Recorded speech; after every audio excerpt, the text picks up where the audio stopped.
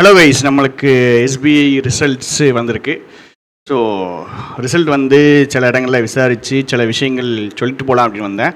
First விஷயம், நீங்கள் உங்களுக்கு கிடைக்கல அப்படின்னா, நிறைய குரூப்ஸில் இதில் பேசிகிட்டு இருக்கும்போதே வந்து ரொம்ப வெக்ஸ் ஆகிருக்காங்க. ஸ்டூடெண்ட்ஸ் ரொம்ப ரொம்ப வெக்ஸ் ஆகிருக்காங்க.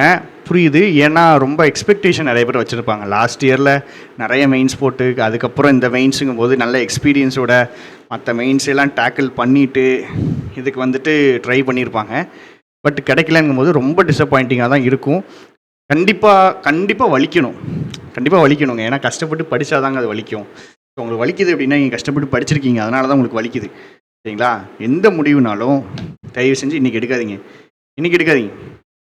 இந்த ஃபீல்டு வேண்டாங்கிற முடிவோ, இல்லை நம்ம இனிமேல் படிக்க வேண்டாங்கிற முடிவோ, இல்லை வந்துட்டு வெறிகொண்டு படிக்கணும் அப்படிங்கிற முடிவு கூட இன்றைக்கி வேண்டாம்.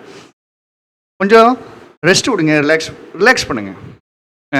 பெஸ்ட்டு விஷயம், சோஷியல் மீடியாவை அப்படியே நிப்பாட்டிட்டு கொஞ்சம் ரிலாக்ஸ் பண்ணிட்டு எக்ஸாமை மறந்துட்டு ஒரு 2-3 டேஸ் எதுவுமே இல்லை, எப்போ நம்மளுக்கு ரெக்கவர் ஆகுதோ, மென்டலி நம்ம எப்போ ரெக்கவர் ஆகுறோமோ அது வரைக்கும் பிரேக் எடுத்துக்கலாம். தப்பே கிடையாது, பிரச்சனையே கிடையாது.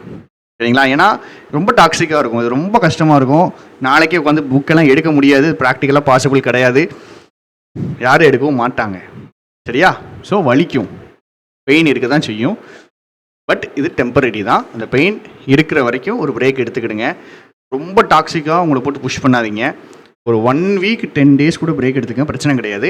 எப்போ ரெஃப்ரெஷ் ஆகுதுன்னு தோணுதோ, எப்போ ரெஃப்ரெஷ் ஆகுறீங்களோ கண்டிப்பாக முடிவெடுங்க. அப்போ படிக்க வாங்கன்னு கூட நான் சொல்லலை, அப்போ முடிவெடுங்க. ஸோ ஒரு 1 வீக் 10 டேஸ்க்கு அப்புறம் நீங்கள் ஒரு நல்ல முடிவாக எடுங்க. உங்களுடைய சிச்சுவேஷன், ஐடியாலஜி, உங்கள் இருக்கிற நிலைமை, உங்கள் ஃபினான்ஷியல் சிச்சுவேஷன் எல்லாமே உங்களுக்கு அப்போ தான் புரிய வரும். அப்போ தான் தெளிவாக யோசிப்போம். இப்போ தெளிவாக யோசிக்க மாட்டோம். ஸோ 10 டேஸ் ஆகட்டும். என்ன முடிவுனாலும் 10 டேஸ்க்கு அப்புறம் எடுப்போம், ஒன்றும் ப்ராப்ளம் இல்லை. சரியா?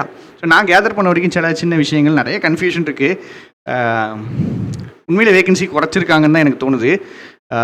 கட் ஆஃப் 90க்கு மேலேயோ 95க்கு மேலேயோ அடிச்சிட்டாங்களா என்னன்னு தெரில. பட் நம்மள்ட்ட கிளியர் பண்ணிட்டேன்னு சொன்ன ஸ்டூடெண்ட்ஸ் வந்துட்டு ரொம்ப கம்மி. ஜென்ரலாக நிறைய பேர் சொல்லுவாங்க, பட் இந்த தடவை ரொம்ப கம்மி. ஸோ கிளியர் பண்ணவங்களே கம்மியாக தான் இருப்பாங்கன்னு நினைக்கிறேன். கிளியர் பண்ண எல்லாருமே 110க்கு மேலே தான் அட்டம்ப்ட் 110க்கு மேலே தான் கொடுத்துருக்காங்க. செகண்ட் ஸ்லாட்லையும் கிளியர் பண்ணியிருக்காங்க. செகண்ட் ஸ்லாட்டில் கிளியர் பண்ணலன்ட்டு இல்லை, தேர்ட் ஸ்லாட் பற்றி நான் கேள்விப்படல. பட் செகண்ட் ஸ்லாட்டில் கிளியர் பண்ணியிருக்காங்க.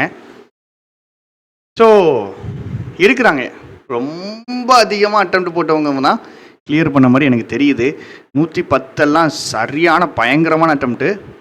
ஸோ அவங்க தான் கிளியர் பண்ண மாதிரி தோணுது. பட் இதெல்லாம் நமக்கு இப்போ கூட வேண்டாங்க, பின்னாடி பார்த்துப்போங்க. 1 வீக் பிரேக் எடுத்துக்கோங்க, ஒன்றும் பிரச்சனை இல்லைங்க.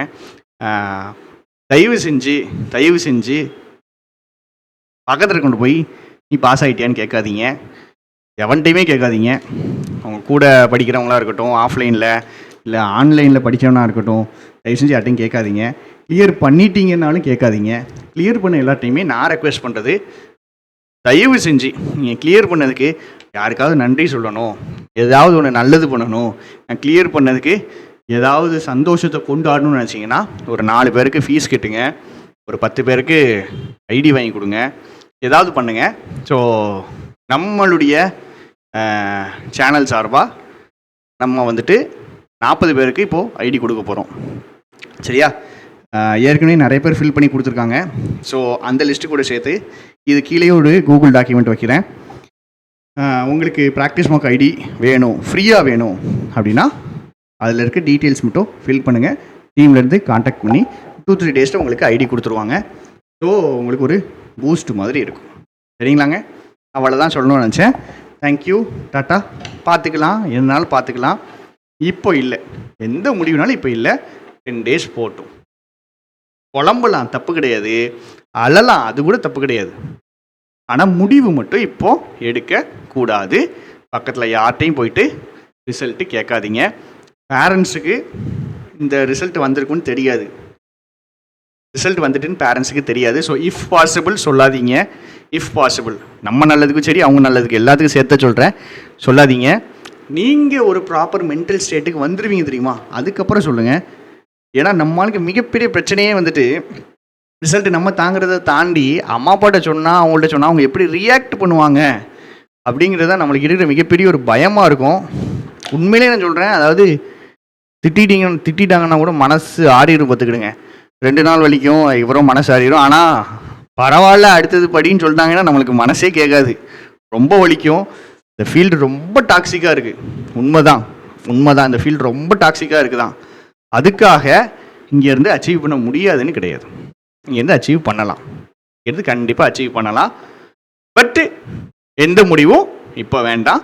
10 days போட்டும் தயவு செஞ்சு சொந்தக்காரங்கள்ட்டையோ அங்கேயோ யார்கிட்டையுமே உங்கள் ரிசல்ட்டை ஷேர் பண்ணாதீங்க. கிளியர் ஆகலைன்னா ஷேர் பண்ணாதீங்க. அதே மாதிரி பக்கத்தில் இருக்கொண்டையும் ரிசல்ட்டு கேட்காதீங்க. ப்ராக்டிஸ் மார்க் ஐடி வேணும்னா கீழே ஃபில் பண்ணுங்கள். ஏற்கனவே ஃபில் பண்ணியிருந்தீங்கன்னா ஃபில் பண்ண வேண்டாம்.